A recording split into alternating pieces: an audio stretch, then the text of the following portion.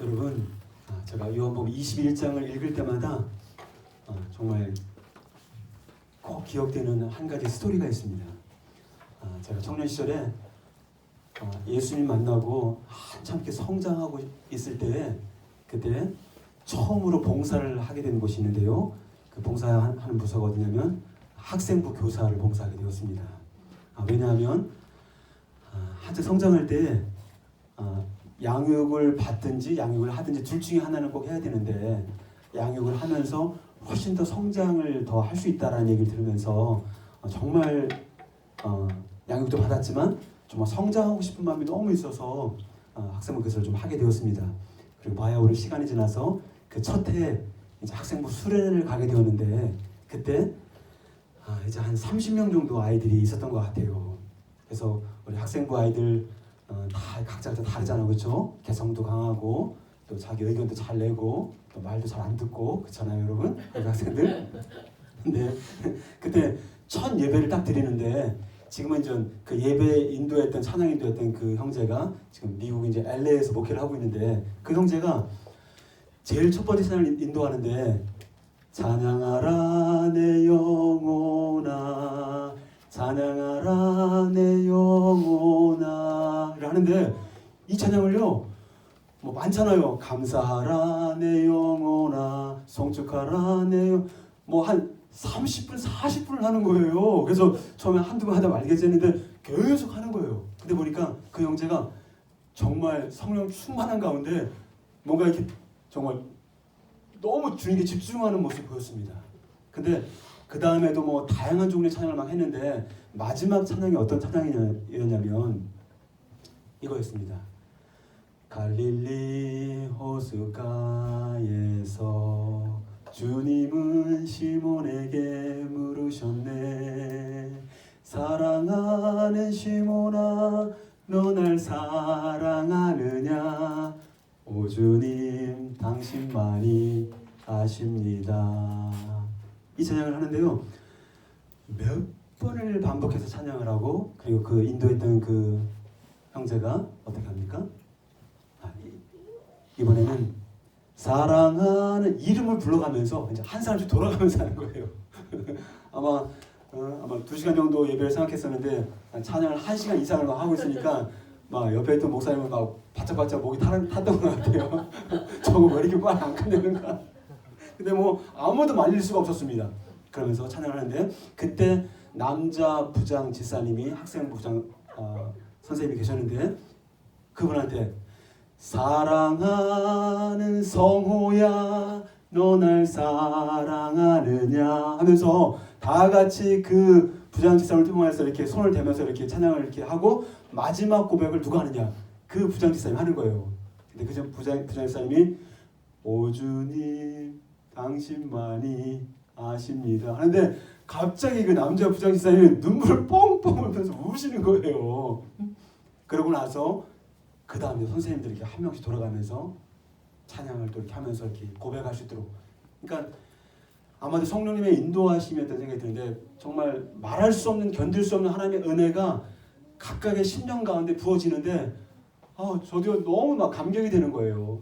그리고 제가 오 주님 당신만이 아십니다 라고 하는데 정말 서로가 막 그냥 은혜의 물결 속에서 함께 고백했던 그런 기억이 납니다. 그때 그 찬양이 되었던 그 박 형제가 지금 목사님이 되었지만 각자에게 사랑의 고백을 드릴 수 있도록 기회를 주었던 건 참 너무 잘했던 것 같아요. 그래서 다 묻고 혼자서만 오 주님 당신만이 아십니다라고 고백했을 때 정말 진심으로 하나님께 올려드리고 그 한 영혼 한 영혼의 그 사랑의 고백을 받으시는 그 마음이 들더라고요. 그래서 그때 참 찬양의 어떤 놀라운 은혜가 뭔지를 많이 경험을 했던 것 같습니다. 그리고요, 그때 시간 지나고 청년 시절이니까 벌써 얼마나 지났느냐? 벌써 30년이 지났어요, 제가. 근데도 그때 받았던 그 영혼의 감격이 있었기 때문에 우리의 영은 영원하잖아요, 여러분. 그렇죠? 몇십 년 전에 일어났든지 간에 그때 터치받았던 영혼의 감격은 너무나 생생한 것입니다. 근데 오늘 본문을 보니까 요한복음 21장 본문을 읽으면서 어떤 마음이 들었냐면 이런 마음이 들었습니다. 이런 의문이 들었습니다. 왜 똑같은 질문, 왜 똑같은 대답을 이렇게 반복적으로 베드로에게 이렇게 하고 있을까?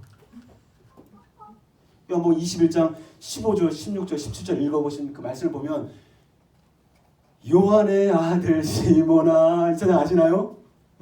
내가 다른 사람들보다 나를 더 사랑하느냐. 세대 차이가 확실히 나네요. 다윗과 요나단의 그 유명한 그 찬양 있죠. 정말 15절과 16절과 17절 동일하게 똑같은 그 질문과 답변이 15절과 16절과 17절에 나오는 걸 보게 됩니다. 우리 파란색을 한번 같이 한번 크게 읽어볼까요? 시작. 아들 시몬아, 이 사람들보다 나를 더 사랑하느냐 하시니 주님, 내가 주님을 이런 의문을 가지고 15절부터 16절, 17절, 18절 쭉 읽고 또 읽고 쭉 읽어 나가는데 제 생각 속에 어떤 생각이 들어왔냐면 한 단어가 들어왔습니다. 그게 바로 무엇이냐면 기회라는 단어였습니다. 기회라는 단어. 자신을 배신한 그 베드로에게 기회를 주시는 예수님의 모습이 이렇게 착 그려지기 시작했습니다. 여러분, 베드로가 누구입니까? 아무도 물을 걷지 못했는데 베드로 한 사람만 제자로서 무리를 걸었습니다. 저도 무리를 걷고 싶어요. 할렐루야. 그렇죠? 또 정말 로마의 병정들이 와서 예수님을 잡아서 가려고 했을 때 베드로가 얼마나 담대하게 대제사장의 종의 말구에 귀를 쳐서 어떻게 하면 귀가 떨어지잖아요, 여러분. 그만큼 정말 목숨 걸고 어떻게 예수님을 변호하고자 힘썼다는 거죠. 그리고 여기 있는 애들 다 예수님을 부인해도 나는 절대 부인하지 않을 거야 라고 하면서 호언장담도 했고요. 그리고 모두가 다 버릴지라도 나는 예수님 버리지 않을 거야 라고 정말 이렇게 정말 확실하고 어떻게 보면 분명하고 자기 확신이 있는 그런 어떤 모습을 보여주었습니다. 그런데 결정적인 순간에 베드로는 예수님을 어떻게 했습니까? 부인을 하되 3번씩이나 그것도 저주하여 맹세하며 고백을 한 모습입니다.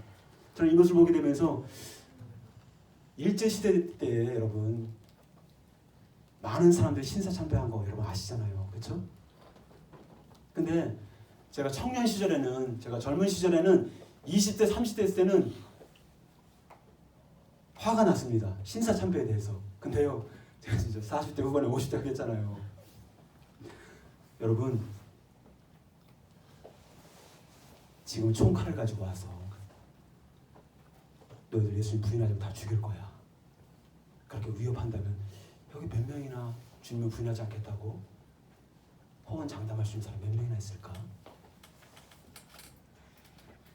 오늘 본문을 보시면 로마 병사가 총칼을 가지고 무력을 가지고 힘을 가지고 너 베드로 예수를 부인하지만 가만두지 않을 거야 라고 물은 것이 아니었어요. 어떻게 했습니까? 너무나 갸냘프고 연약한 한 여종의 그 한마디에 너도 그와 같은 당이라 하니까 I don't know him. 내가 그 사람을 뭘 말하는지 난 모르겠다. 난 그를 모른다. 지레 겁을 먹고 한 여인의 그 한마디에 어떻게 3번씩이나 참 베드로를 생각해볼 때 얼마나 수치스러웠을까. 이 청소년의 언어를 생각했을 때 얼마나 쪽팔렸을까. 그렇게 호언장담했던 베드로가 얼마나 그렇게 고백을 했을 때 얼마나 수치스러웠을까. 그런데 이렇게 배신자 역할을 했던 베드로는 어떻습니까? 그 마음 가운데 심한 상처와 자기 실망감을 가지게 되었습니다. 이런 상황을 누구보다 잘 알았던 부활의 예수님께서는 어떻게 합니까?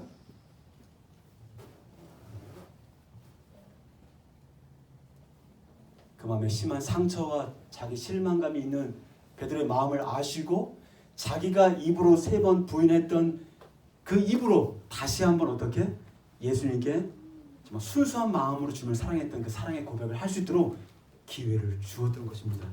할렐루야. 아멘. 할렐루야. 왜 그랬을까요? 왜 그랬을까요? 이렇게 내가 3번을 부인했지만 진짜 그 마음 가운데 주님을 사랑하는 마음이 있었을까 없었을까요? 있었다는 거죠. 그렇게 사랑 고백을 할 수 있는 기회를 주심으로 말미암아 어떻게? 이 마음 가운데 배신자로서 가지고 있었던 그 마음을 하나님께서 어떻게? 하나씩 치유해 주셨던 것입니다. 여러분, 12월 27일에는 한 연예인의 죽음으로 말미암아 신문마다 안타까운 소식들이 막 대서특필되었습니다. 죽음을 바라보는 시선은 조금씩 다 달랐습니다. 그가 죽은 이유에 대해서는 다 생각들이 다 달랐습니다. 그러나 여러 가지 다양한 이유들이 있었지만 어떤 경우가 되었든 스스로 자신의 목숨을 끊는 것은 정당화될 수는 없습니다. 여러분. 왜냐하면 자살을 순식간에 모든 기회를 다 빼앗아가는 것입니다. 세상에서는 그렇습니다. 죽으면 모든 것이 끝이 난다. 나 하나 죽으면 모든 것이 다 무마된다. 다 그냥 없어지고 만다라고 이야기를 합니다. 그러나 이것은 엄청난 거짓말인 것입니다. 정말 죽으면 모든 것이 끝이 나는 것입니까? 정말 죽으면 아무것도 없는 것입니까? 정말 죽으면 하나님도 없고 천국도 없고 지옥도 없고 영적인 세계가 아무것도 존재하지 않는 것입니까? 또 나 하나만 죽으면 모든 것이 다 어떻게? 덮어지는 겁니까? 덮어지는 것처럼 보일 뿐인 것입니다. 자녀들이 질병이나 사고로 먼저 부모님보다 세상을 떠나게 되면 부모님들이 그 자녀들을 어디에 묻는다고 합니까? 어디에 묻죠? 그렇죠. 마음과 가슴에 묻는다고 하죠. 왜 마음과 가슴에 묻을까요? 평생 그 아픔을 잊을 수가 없는 거예요. 여러분. 그 미리 세상을 일찍 떠난 자녀를 생각할 때마다 평생 마음을 누르면 계속 눈물이 날 수밖에 없는 거예요. 여러분. 저도 어렸을 때 저희 큰형님이 간경화증으로 이렇게 살다가 그 간경화증을 걸린 것이 결국은 예수님을 믿게 되는, 그래서 정말 간증도 하게 되는 놀라운 기회를 또 가지게 되었지만, 그러나 결국은 한 예수님 믿고 한 7년 만에 한 3개월 정도밖에 살 수 없다고 그 큰형이 한 7년에서 8년도 사시다가 세상을 떠났습니다. 근데 그 동네 사람들과 이야기를 나눌 때마다 저희 어머니가 자기 자식 이야기만 나오면 그렇게 눈물 흘리시는 거예요. 그리고 제가 아침에 일어날 때마다 밖에서 이제 부지땡이를 가지고 이제 음식을 뭐 밥을 하시는데 뭐 소리가 나서 이렇게 깨보면 어떤 소리냐면 어머니의 그 우시는 소리. 그 큰아들을 생각하면서 어머니의 그 아픔의 상처를 다 가시지 못해서 그 우는 목소리를 듣고 제가 일어나곤 했습니다. 그것도 자주 그랬습니다. 제 청소년 시절은 너무 우울했어요, 사실은.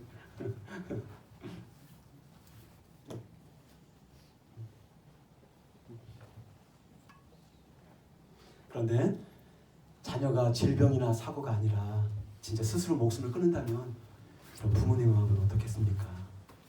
또 가족들의 마음은 어떻겠습니까? 주변 사람들의 마음은 여러분 어떻겠습니까?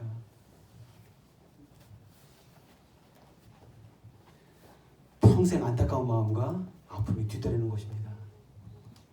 여러분, 오늘 본문에 요한복음 21장에 왜 가룟 유다가 등장하지 않고 있나요? 요한복음 18장까지는 가룟 유다가 등장하고 있어요, 여러분. 그런데 21장에는 가룟 유다가 등장하지 않고 있습니다. 왜 요한복음 21장에는 제자였던 가룟 유다가 나오지 않고 왜 베드로와 다른 제자들만 등장하고 있는 것일까요? 저는 이 본문을 보면서 비록 예수님을 3번 부인하긴 했지만 너무나 많은 수치심이 가득했던 베드로였지만 가룟 유다처럼 극단적인 선택을 하지 않고 끝까지 그 수치심과 그 정말 실망감 속에서도 끝까지 정말 극단적인 선택하지 않고 살아준 저 베드로가 너무 고맙게 느껴졌어요. 너무 고맙게 느껴졌어요. 이렇게 극단적인 선택을 하지 않고 살아남아준 그 베드로, 그렇기 때문에 그에게 어떻게? 기회가 주어진 거예요, 여러분. 기회가. 여러분, 기회는 사랑인 것입니다. 여러분, 기회는 사랑인 것입니다. 사진 한번 보여주실까요? 누가 나옵니까? 어서 많이 보던 아이입니까? 이 아이와 거의 나이가 비슷비슷한 아이를 키우는 한 목사님이 계셨습니다. 근데 그 사모님이 이제 어떤 볼일이 있으셔서 이제 하루 종일 아이를 보게 되었습니다. 거의 아이를 보지 않다가 이제 하루 종일 아이를 보게 되는데 아이가 잘 쓰지를 못하는 거예요. 근데 일어났다가 조금 쓰다가 넘어졌다가 또 쉬었다가 또 일어났다가, 근데 하루 종일 이 아이를 보게 되면서 무려 256번이나 그렇게 하더라는 거예요. 세보니까. 근데 그렇게 할 때마다 이 목사님께서 어떻게 합니까? 일어날 때마다 어떻게 박수를 치면서 잘한다 잘한다 막 응원하면서 막 이렇게 막 해줬다는 거예요. 전선생님도 생각이 많이 나시나 봐요. 그렇죠? 잘한다 잘한다. 걸어야 될 때 걸을 수 있는 거, 일어나야 될 때 일어날 수 있는 게 얼마나 복입니까? 그러면서 계속 이렇게 박수를 쳐줬다는 거예요. 265번 할 때까지. 근데 만약에 여러분들 앞에 전혀 모르는 아이가 있는데 일어날 때마다 격려해주고 박수 치라고 하면 그렇게 할 수 있겠습니까? 저는 그렇게 못할 것 같아요. 뭐 시간당 한 30분, 40분 준다하면 할 수는 있겠지만 너무 자본주의식인가요, 제가? 근데 이 목사님이 하루 종일 아이를 보면서 그 아이가 일어났다가 또 힘들면 또 쉬었다가 넘어졌다가 또 일어나는 그 모습을 응원해주고 계속 설 수 있도록 기회를 주신 건 바로 뭡니까? 그 아이를 사랑하니까 가능하다는 거예요. 그 아이 사랑하지 않으면 일어나든지 말든지 니네만 한다라 그냥 그렇게 하지 않았겠습니까? 노아를 사랑하지 않으면 새벽마다 노아를 보러 갈 수 있겠습니까? 저는 마찬가지로 하나님께서 나에게 기회를 주시는 것은 그것은 바로 하나님의 사랑인 것입니다. 할렐루야. 기회는 사랑의 증거인 것입니다. 여러분, 하나님과 사탄을 정말 구별하는 기준점이 있다면 그것은 바로 기회, opportunity, 기회인 것입니다. 여러분, 여러분들이 범죄하면 회개할 기회를 주십니다. 여러분들이 넘어지면 일어날 기회를 주십니다. 여러분들이 화를 내면 화해할 기회를 주십니다. 여러분들이 분노하면 다시 making peace 할 수 있도록 그런 기회를 우리에게 주시는 것입니다. 또 내가 상처받았으면 그 상처를 치유받을 수 있도록 회복의 기회를 주시는 분이 하나님이십니다. 반면에 사탄은 어떻습니까? 범죄한 인간에게 회개할 기회도 주지 않고 구원의 기회도 주지 않을 뿐만이 아니라 그 모든 회개와 구원의 기회를 완전히 어떻게 박탈시켜버리는 것입니다. 왜냐하면 자기가 끌고 가려고. 창세기 3장 9절을 보시면 범죄한 아담에게 한번 보여주세요. 뭐라고 합니까? 아담아 내가 어디 있느냐. 한번 자기 이름을 넣어봅시다. 시작. 경조야 어디 있느냐. 여러분, 이게 무슨 말입니까? 하나님께서 아담이 어디 있는지 몰라서 이렇게 물으시는 겁니까? 그 범죄한 아담아 너가 어디 있느냐 몰라서 이렇게 묻고 있습니까? 다 알고 있죠. 그런데 왜 물으십니까? 회개할 기회를 주시기 위해서 묻는 것입니다. 만약에 사탄이었다면 어떻게 했겠습니까? 아니 네가 선악과를 따먹었어? 아니 네가 하나님이 되려고 선악과를 따먹었어?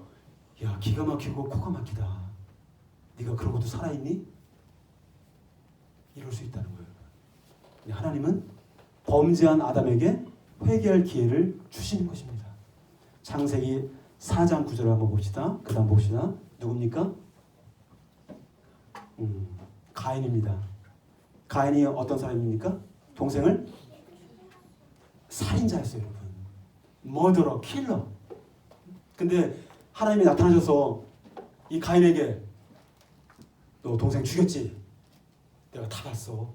너 땅에 다 파묻었지? 내가 다 알아. 이렇게 추궁할 수 있었지만 어떻게 합니까? 내 아우 아벨이 어디 있느냐? 내 아우 아벨이 어디 있느냐? 하나님은 얼마든지 추궁하고 심판하실 수 있었지만 어떻게 합니까? 기회를 주시는 거예요. 근데 이 가인의 대답이 참 너무 어처구니가 없습니다. 내가 아우를 지키는 자입니까? 내가 아우를 지키는 자입니까? 너무 경우 없는 말을 하잖아요, 여러분. 그럼에도 불구하고 하나님께서는 가인에게 표를 주어서 그를 죽이지 못하도록 보호하시는 것을 보게 되었습니다. 뭡니까? 하나님의 사랑하니까 살인자 가인에게도 어떻게 기회를 주고 있는 것입니다. 하나님은 살인자에게도 또 범죄자에게도 기회를 주시는 사랑의 하나님이십니다. 이런 관점으로 성경을 보니까 여러분, 성경 전체가 하나님께서 우리에게 기회를 주신 모습으로 나타나더라고요. 그 아브라함도 있잖아요, 여러분. 아브라함이 어떻게 했습니까? 자기가 죽을 것 같으니까 자기 아내를 누이라고 속여라. 여러분들이 그 입장에 있었다면 누이라고 속이겠습니까? 안 속이겠습니까? 마음 대답해주세요. 그런 아브라함에게도 기회를 주시고 또 누구에게 기회를 줍니까? 불순종한 요나에게도 니느웨에 가서 복음을 증거하라 라고 얘기했지만 나 못 가겠습니다. 도망치잖아요. 또 기회를 또 줍니다. 니느웨에 있는 정말 10만 명이 넘어가는 수많은 영혼들을 사랑하는 마음이 있기 때문에 또 기회를 주시는 겁니다. 또 마가 요한 여러분 기억하십니까? 사도 바울과 바나바 함께 전도여행을 떠났습니다. 신나게 갔습니다. 열심히. 도중에 힘들다고 포기했습니다. 그 다음에 두 번째 또 가려고 했을 때 어떻게 합니까? 사도 바울이 너무 화가 나고 저렇게 도중에 포기한 놈은 데려갈 수 없다. 근데 하나님께서는 바나바를 통하여서 다시 마가 요한을 데려가도록 기회를 주시는 것입니다. 할렐루야. 다시 한번 기회를 주시는 하나님의 마음을 우리가 맛보게 됩니다. 그러면 여러분, 우리가 한 가지 더 생각할 게 무엇이냐면, 그러면 하나님은 언제까지 우리에게 기회를 주시는가? 언제까지 기회를 주시니까 도대체? 하나님은 계속해서 기회를 주시는데 언제까지 기회를 주시는가? 누가복음 23장에 두 강도가 나옵니다. 한번 보여주실까요? 거기 보시면 어떻습니까? 이 두 강도는 그들의 평생의 인생을 어떻게? 죄 가운데 죄를 먹고 마시며 살았던 사람들입니다. 가문에서 관점에서 봤을 때는 정말 기억하고 싶지 않을 정도로 흉악한 범죄자들이었습니다. 그리고 이 십자가 위에서 어떻게 했습니까? 예수님을 향하여 어떻게? 비난하고 욕하였다라고 기록하고 있습니다. 어떻게 보면 정말 파렴치한 그러한 범죄자들이었습니다. 십자가 위에서 정말 이슬처럼 사라져버릴 그런 범죄자들이었습니다. 그런데 어떻게 합니까? 예수님은 끝까지 목숨이 끊어지는 그 순간까지 그들에게 회개하고 구원을 받을 수 있는 기회를 주셨습니다. 할렐루야. 아멘. 그래서 그 중에 한 사람은 어떻게 합니까? 자신의 죄를 깨닫고 주님 앞에 어떻게? 당신의 나라가 임할 때 나도 함께 갈 수 있도록 주님이 인도해 주십시오. Your kingdom come. 당신의 나라가 올 때 나도 거기에 들어갈 수 있도록 좀 인도하십시오 라고 하면서 구원받아 낙원에 들어가는 영광스러운 기회를 누리게 되었습니다. 저는 말씀을 보면서 어떤 마음이 들었냐면, 나에게도 제 인생을 봤을 때 정말 세상에서는 딱 3번 정도 기회가 온다고 얘기를 하죠. 성경적이진 않지만 저에게도 첫 번째 기회가 제가 6살 때 여름 성경학교를 가게 되었습니다. 그리고 7살 지내면서 교회를 다니는데 저희들 때는요, 천국과 지옥 설교를 참 많이 하셨던 것 같아요. 그리고 부자와 나사로 이야기를 정말 많이 하셨어요. 근데 진짜 그 말씀을 전하시는 그 전사님이 정말 이렇게 너무 정말 말씀을 잘 전하셨어요. 그래서 다른 데는 다 가도 절대 지옥 가서는 안 되겠다는 마음이 막 바뀌었습니다, 저한테는. 근데 그때 부자와 나사로 말씀을 들으면서 어떻게 제가 8살 때에 예수님을 제 인생의 구주로 영접을 했습니다. 그러나 그럼에도 불구하고 예수님이 나의 진짜 주님이 되시진 않았고, 또 제가 구원받은 확신도 없었고, 정말 주님께서 내 인생의 로드 마스터가 되지는 않았습니다. 그렇게 형식적으로 교회를 다니다가 어떻게 제가 도시로 전학을 가게 되면서 한 5년 정도 어떻게 했습니까? 교회를 떠났습니다. 그러다가 제가 다시 청년이 되어 20살 때 다시 전도를 받게 되어서 그 교회에 가게 되었고, 그 교회에 가서 요한복음 1장 12절 말씀, 영접하는 자 곧 그 이름을 믿는 자들에게는 하나님의 자녀가 되는 권세를 주셨으니라고 했을 때 그 말씀을 딱 듣는데 어떻게 그 말씀이 완전히 화살처럼 꽂히더라고요, 저한테. 그래서 예수를 영접하는 자에게 회개한 자들에게 정말 구원의 은혜가 임하는 것이구나. 구원은 임하는 것이구나. 그때 처음으로 구원의 확신을 갖게 되었고 제 얼굴이 우울했던 저의 얼굴이 막 펴지기 시작했습니다. 할렐루야. 할렐루야. 옆에 사람 얼굴 한번 보십시오. 얼굴이 정말 펴졌네요. 만약에 제가 중학교 2학년 때 학교 친구들이랑 물고기 잡으러 가서 막 수영 연습한다고 막 하다가 그때 물에 빠져 죽었더라면 영원히 저는 구원받을 기회도 회개할 기회도 갖지 못했을 것입니다. 저는 생각만 해도 끔찍합니다. 2023년 우리가 마지막 예배를 드리고 있는데 여러분들이 여기에 앉아있다고 하는 것은 하나님이 뭐를? 기회를 주시는 것입니다. 아멘. 아직도 나에게 내가 정말 회개하고 마음의 주인을 바꾸지 못하고 정말 주 예수 그리스도 그분이 내 인생의 주님으로 영접하지 않은 분이 있다면 정말 하나님께서 구원의 은혜를 주시고 회개의 은혜를 주셔서 정말 주님의 자녀가 되는 기회를 누리시길 소망합니다. 할렐루야. 아멘. 할렐루야. 아멘. 그래서 주님은 우리에게 고린도서 6장 2절을 통해서 말씀하시는데 같이 한번 읽겠습니다. 시작. 가라사대 기회를 잘 주십시오. 시작. 가라사대 내가 은혜 베풀 때 너에게 듣고 구원의 날에 너를 도왔다 하셨으니 보라 지금은 은혜 받을 만한 때요 보라 지금은 구원의 날이로다. 할렐루야. 지금이 바로 은혜 받을 기회요 지금이 바로 구원받을 기회라고 우리에게 말씀하십니다. 할렐루야. 할렐루야. 저는 홈리스 미션 우리 목사님과 같이 함께 하면서 참 옛날에 그렇게 안타까움이 없던 것 같은데 안타까운 마음이 많이 생겼어요. 안타까운 마음. 우리의 인생이 어떻습니까? 살아 있을 때만 기회가 주어지는 것입니다. 근데 주님은 지금이 은혜 받을 때다. 지금이 구원받을 때다라고 우리에게 말씀하고 있고요. 너희는 내일 일을 자랑하지 말라. 하루 동안에 무슨 일이 있을지 아무도 알 수가 없다라고 잠언 27장을 통해서 우리에게 말씀하고 있습니다. 우리는 내일 일을 자랑할 수 없어요, 여러분. 그렇죠? 우리는 하루하루 살아가는 거예요, 여러분. 주 안에서. 지난 7월 달에 한국을 방문했을 때 저희 외삼촌 분께서 아주 건강한 모습으로 인사도 하고 또 같이 식사도 하고 덕담도 나누고 이렇게 했습니다. 그런데 바로 몇 주 전에 병원에 가서 진료받으러 갔다가 그 앞에서 넘어지게 되면서 중환자실에 가게 되었고 그리고 며칠 만에 어떻게 세상을 떠났습니다. 회개하고 구원을 받을 수 있는 기회는 우리의 몸이 살아있을 때만 가능한 것입니다. 할렐루야. 할렐루야.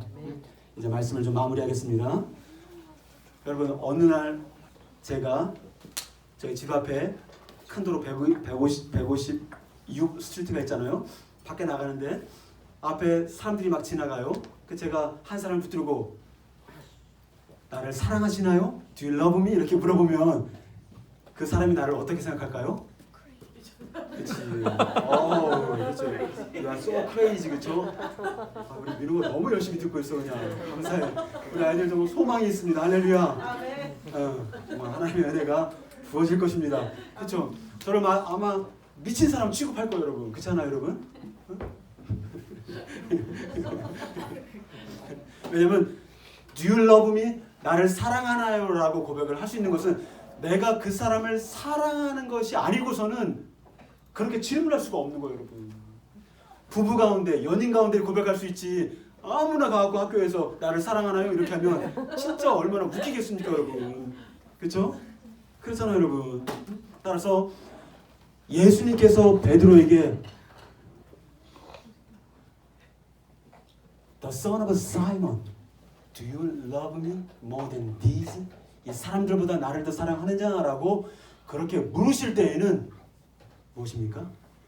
예수님이 베드로를 그만큼 사랑하고 있다는 것을 전제로 해서 나를 사랑하느냐 물어보고 있다는 것입니다. 할렐루야. 아멘. 베드로를 무척 사랑하는 가운데 너가 나를 사랑하느냐 이렇게 물어보고 있다는 것입니다. 근데 2000년 전에 숯불을 피워놓고 조반을 맛있게 먹게 해준 다음에 그 예수님은 어떻게 합니까? 제가 어렸을 때는 잘못한 있으면 꼭 밥 먹을 때 꼭 뭐라고 하시더라고요. 그래서 밥 먹는 시간이 힘들었어요. 근데 이 예수님의 이 교육법은 놀랍습니다. 아니, 베드로에게 얼마든지 한마디 할 수 있잖아요. 너 그럴 수 있어? 어? 야, 이 배신자야? 근데 정말 물고기도 떡도 맛있게 먹입니다. 그리고 아무 소리 하지 않으세요. 그래서 저번에 먹은 후에 이 사람들보다 내가 나를 더 사랑하느냐? 라고 이렇게 물으시는데 2000년 전에 요한의 아들 시몬아, 이 사람들보다 내가 나를 더 사랑하느냐라고 물으시는 그 주님께서 지금 right now 여러분들에게 물으십니다. 너가 나를 사랑하느냐? 너가 나를 사랑하느냐? 주님이 물으십니다. 저는 본문을 읽고 묵상하면서 너가 나를 사랑하느냐 계속 반복되는 이 질문 앞에서 두 가지 생각이 들었습니다. 내가 너를 얼마나 사랑하는 줄 아니? 내가 너를 얼마나 사랑하는 줄 아니? 마음이 들었고요. 그다음 두 번째, 내가 나를 얼마나 사랑하는지 내가 안다. 내가 나를 얼마나 사랑하는지 내가 안다라는 그런 음성을 들렸어요. 저한테는요. 여러분 2023년 한 해 동안 살아오시면서 삶 가운데 어떤 실패가 있으셨습니까? 어떤 후회가 있으셨습니까? 오늘 예배를 통해서 나를 사랑하셔서 다시 한번 기회를 주시는 그 예수님 앞에서 믿음으로 나가시기 바랍니다. 부끄러움이 좀 있고 잘못한 것이 좀 있고 또 실수한 것이 있다 할지라도 주님 앞에 믿음으로 나가신 은혜가 있기를 소망합니다. 이제 하루만 지나면 하나님께서 새로운 희망의 2014년을 여러분 모두에게 어떻게 선물로 허락해 주실 것입니다.